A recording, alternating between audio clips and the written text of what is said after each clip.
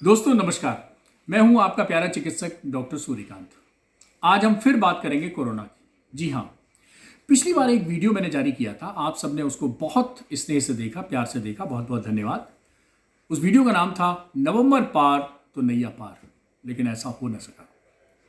क्या हुआ कि 9 नवंबर को साउथ अफ्रीका में एक नया वेरिएंट, एक नया स्ट्रेन डिटेक्ट हो गया और 9 नवंबर वाले इस केस को साउथ अफ्रीका के डॉक्टर्स ने 24 नवंबर को डब्ल्यूएचओ को रिपोर्ट बना के भेज दिया कि साहब इसमें 50 से ज़्यादा म्यूटेशन है और ये नया स्ट्रेन लग रहा है, आप इसके बारे में पूरी दुनिया को बता दें।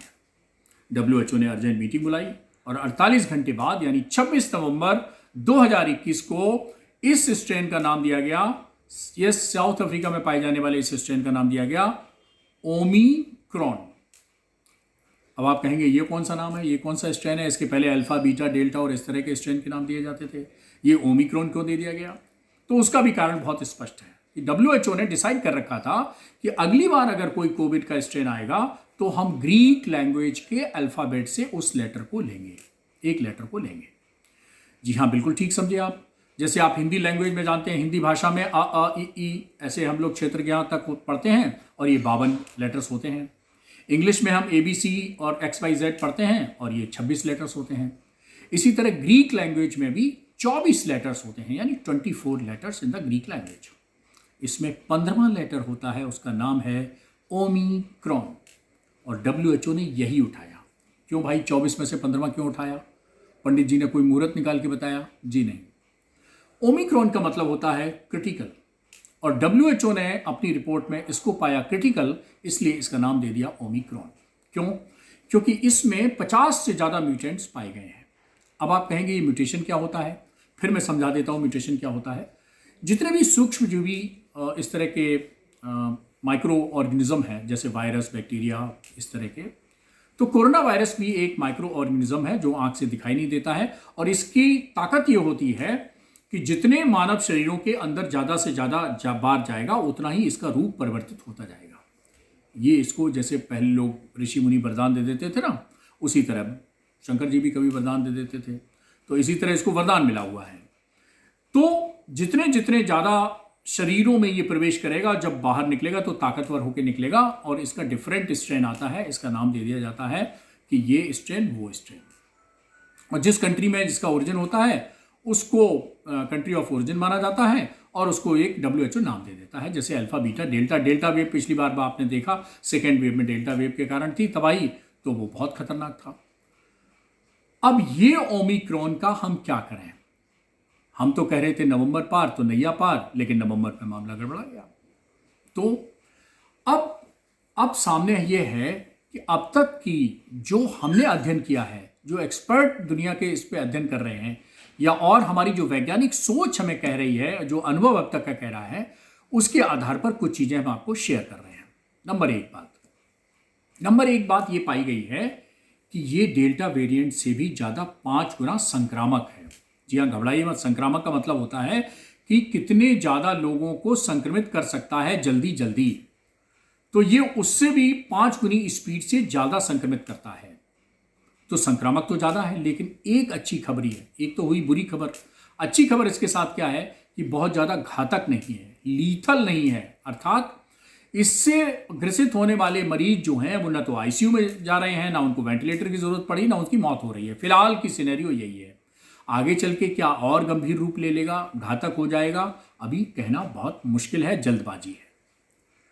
अब समस्या यह है कि भारत को कैसे बचाएं। भारत में भी अब तक यानी कल थी 6 दिसंबर तक 23 मरीज भारत में भी इसके डिटेक्ट हो चुके हैं ओमिक्रॉन के।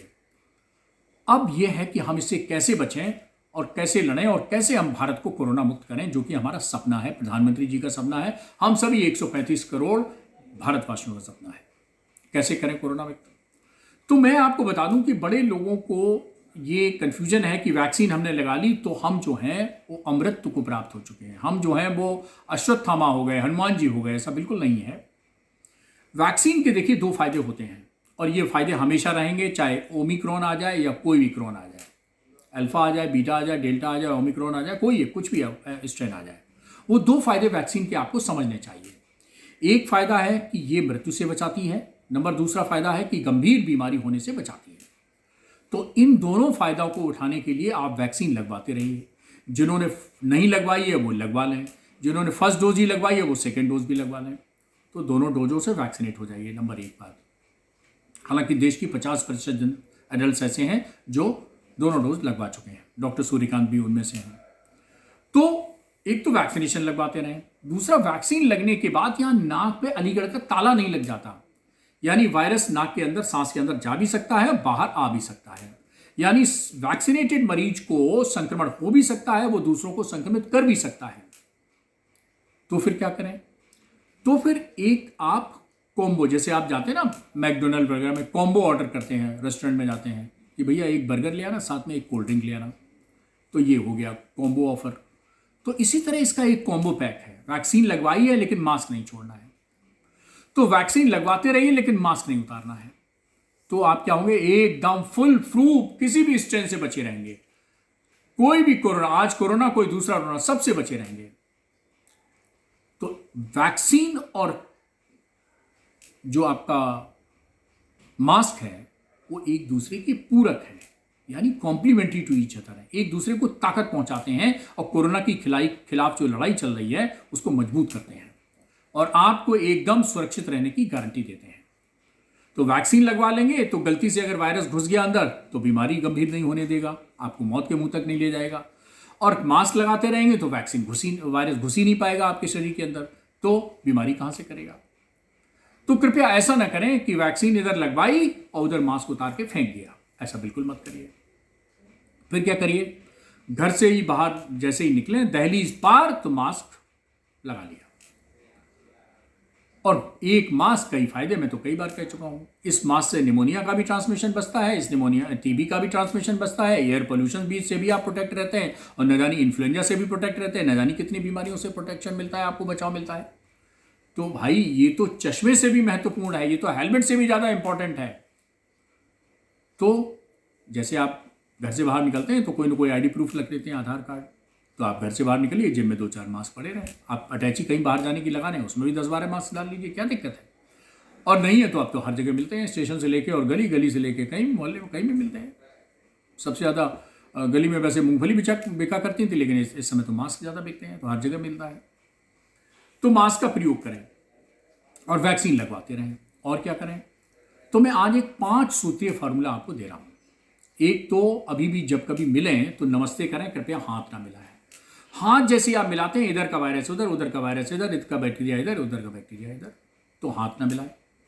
दूसरा, आप जहां मौका मिले वहां हाथ धोते रहें। जहां साबुन पानी दिखे, जैसे मिठाई देख के लार टपकने लगती है, अच्छा खाना देख के लार आ जाती है मुंह में, वैसे ही साबुन पानी कहीं भी दिखे आपको तुरंत हाथ धो लीजिए, खूब रगड़ रगड़ के धोइए।